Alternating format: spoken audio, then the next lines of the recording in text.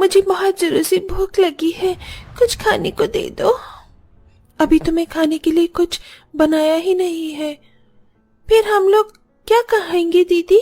भूख से मेरे पेट में दर्द हो रहा है। वैसे भी रोजाना हमें सही से खाना भी नहीं मिलता, ऐसी परेशानियां हमें कब तक और देखनी होंगी दीदी। एक दिन सब कुछ ठीक हो जाएगा, तुम चिंता मत करो। जैसे ही बारिश रुकती है मैं बाहर जाऊंगी और कुछ खाने के लिए लेकर आऊंगी। पांचों अनाथ बहनें एक छोटी सी झोपड़ी में अपना गुजारा कर रही थी। झोपड़ी में पानी टपकता तो नहीं था, लेकिन बारिश होने की वजह से घर के अंदर पानी भर जाया करता था। दीदी दीदी देखो, पानी बहने लगा है, हमारे बिस्तर गीले हो जाएंगे। राधिका सुनो, मेरे साथ जल्दी जल्दी बिस्तर उठवा दो, नहीं तो हमारे पास रात को सोने के लिए बिस्तर भी नहीं बचेंगे।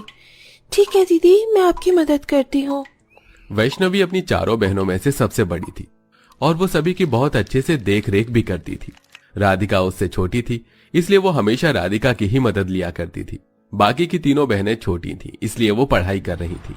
आज अगर हमारे माता पिता जिंदा होते तो हमें ये सारे दिन देखने नहीं पड़ते।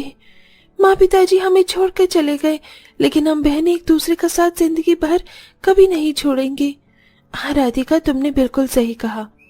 पांचों बहनें एक दूसरे से बहुत प्यार करती थीं। अब दोनों बहनें मिलकर पहले तो घर के अंदर से पानी को बाहर निकालती हैं और फिर घर सुखाकर बिस्तर लगाती हैं। जब बारिश थम जाती है तो राधिका घर से बाहर खाना लेने चली जाती है। अपनी बहनों को ये बोल तो दिया है कि मैं खाना लेने जा रही हूँ, लेकिन मेरे पास तो खाना लेने के लिए पैसे ही नहीं है, तो फिर खाना आएगा कैसे? राधिका चलते चलते एक रेस्टोरेंट के पास पहुंच जाती है, जहां पर वो रेस्टोरेंट की कांच की खिड़की के अंदर से झांक कर अमीर लोगों को खाना खाते हुए देखती है। अरे बस भाई यार, मेरा तो पेट भर गया, अब मैं नहीं खा सकता। अरे तूने बिल्कुल सही कहा, मेरा भी पेट भर चुका है और अब मैं नहीं खा पाऊंगा, चलो अब घर चलते हैं। नितिन और विपिन ने अपने लिए बहुत सारा खाना ऑर्डर किया था। अलग अलग प्रकार की डिशेस थीं जो वहां खाने की टेबल पर पड़ी हुई थी। वो इतना सारा खाना छोड़कर वहां से जा रहे थे। जैसे वो रेस्टोरेंट के बाहर आते हैं, उन्हें देखकर राधिका उनके पैरों में गिर जाती है और उनसे कहती है, रुको साहब, रुको, मुझे थोड़ी सी मदद चाहिए आपकी। आपने जो रेस्टोरेंट में खाना खाया है वो रेस्टोरेंट का वेटर कूड़े में फेंक देगा और वो खाना खराब हो जाएगा। मेरी 4 बहनें हैं जो घर पर भूखी हैं, आप वो खाना मुझे लाकर दे दो। अगर मैं अंदर गई तो वेटर मुझे मार मार कर बाहर भगा देगा। राधिका के इस तरह बोलने पर नितिन और विपिन दोनों को उसके ऊपर तरस आ जाता है। वो रेस्टोरेंट के अंदर जाते हैं और जो भी बचा हुआ खाना था उसे वेटर से कहकर पैक करवा देते हैं। ये लो खाना, लेकिन बारिश शुरू हो गई है, तुम इतनी बारिश में कैसे जाओगी? साहब मैं चली जाऊंगी, मेरी मदद के लिए आपका बहुत शुक्रिया। चलो गाड़ी में बैठो, हम तुम्हें छोड़ देते हैं। ये सुनकर राधिका खुश होती है, जिसके बाद वो उनकी गाड़ी में बैठ जाती है। नितिन और विपिन दोनों उसे उसकी टूटी फूटी झोपड़ी के बाहर छोड़ देते हैं। तुम यहाँ रहती हो? चलो दोबारा कभी मिलना हुआ तो तुम्हारी मदद जरूर करूंगा, अभी मुझे किसी जरूरी काम से जाना है। विपिन और नितिन दोनों भाई इतना कहकर वहां से चले जाते हैं। उसके बाद राधिका खाना लेकर घर के अंदर आती है। अब पांचों अनाथ बहनें उस खाने को बहुत शौक से खाती हैं। दीदी आप ये खाना कहाँ से लेकर आई हो? ये तो बहुत स्वादिष्ट है। खाने का स्वाद तो बिल्कुल 5 स्टार होटल की तरह लग रहा है। हाँ दीदी, सच में बहुत स्वादिष्ट है। कहाँ से लाई हो? आपने बताया नहीं। खाना मैं 5 स्टार होटल से ही लेकर आई हूँ। राधिका अपनी बहनों को सब कुछ बताती है। भगवान उन भाइयों का भला करे जिन्होंने तुम्हारी मदद करी और जिनकी वजह से आज हम पेट भर खाना खाकर सो जाएंगे। उस दिन पांचों अनाथ बहनें पेट भरकर खाना खाती हैं और सो जाती हैं। रात को बहुत तेज बारिश शुरू हो जाती है, जिससे उनके घर की छत आंधी तूफान में उड़ जाती है। दीदी मुझे बहुत डर लग रही है, घर में बारिश आ रही है, देखो ना छत उड़ गई है। वैष्णवी और राधिका जैसे ही नींद से उठती हैं, वो देखती हैं कि उनके घर की छत उड़ चुकी है और अब उनके पास वहां से जाने के अलावा और कोई चारा नहीं बचा था। चलो दीदी यहाँ से चलते हैं, कहीं दीवारें भी गिर न जाए। राधिका के कहने पर 5 बहनें मिलकर बाहर आ जाती हैं। उनके बाहर आते ही उनकी झोपड़ी की दीवारें चारों तरफ गिर जाती हैं, जिसे देखकर वो हैरान हो जाती हैं। हे भगवान, शुक्र है हम सही समय पर घर से बाहर निकल आए, नहीं तो आज अनर्थ ही हो जाता। हम लोग कहाँ जाएंगे दीदी?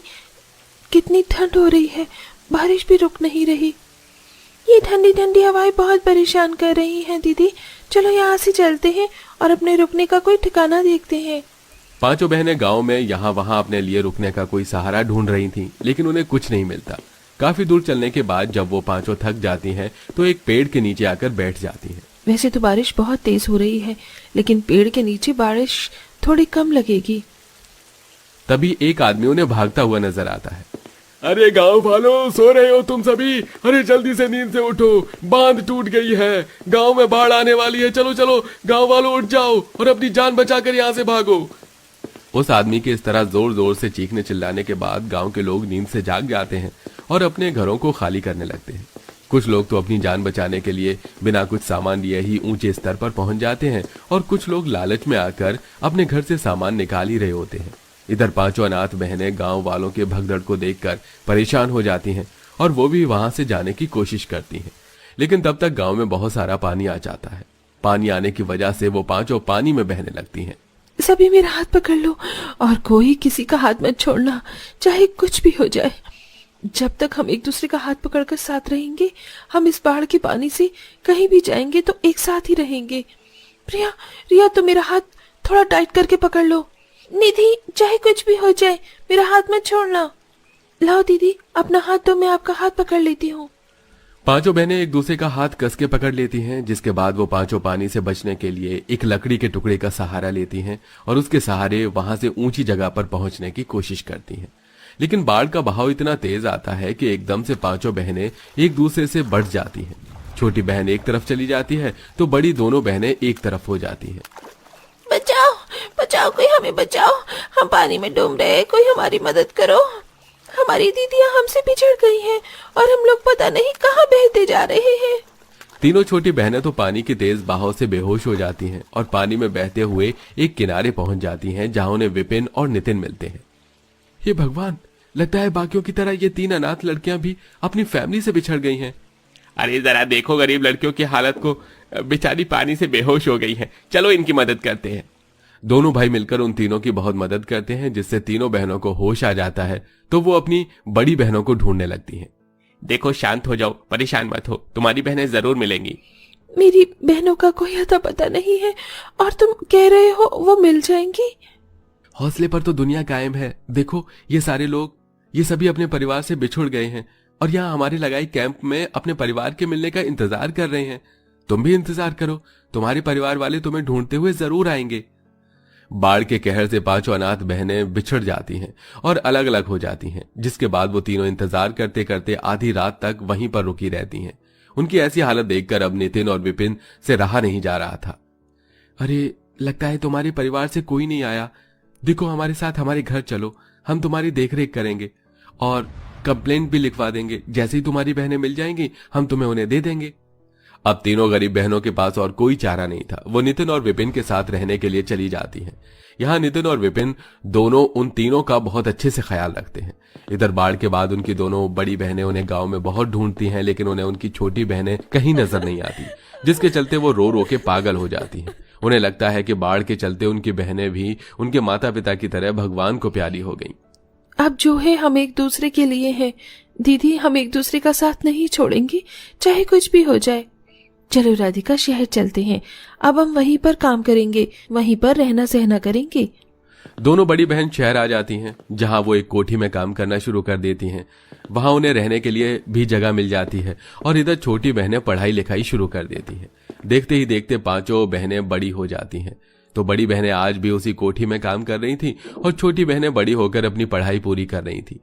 उन दिनों मानसून का महीना चल रहा था। जब वो बारिश में बाजार से सब्जियां लेने जा रही थी तो आते वक्त अचानक सड़क पर गाड़ी से उनका एक्सीडेंट होने वाला होता है।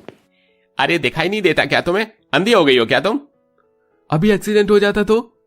जब वो राधिका को देखती हैं तो हैरान हो जाती हैं। साहब माफ कर दो। अरे मैंने तो तुम्हें उस गांव में देखा था, तुम यहाँ शहर में क्या कर रही हो और तुम्हारी बाकी की बहनें कहाँ हैं? राधिका उन दोनों को अपनी बहनों के बिछुड़ने के बारे में बताती हैं, जिसके बाद वो उन्हें अपने साथ घर ले आते हैं, जहां वे दोनों अपनी बिछड़ी हुई बहनों को देखकर हैरान हो जाती हैं। अब उनकी छोटी बहनें बड़ी हो चुकी थीं। वो बाढ़ के कहर में हम पांचों अनाथ बहनों को अलग कर दिया, लेकिन आज हम वापस से मिल गए और तुम्हें इतनी तरक्की हासिल करते हुए देख हमें दोनों को बहुत खुशी हुई। ये सब तो इन भैया का किया धरा है।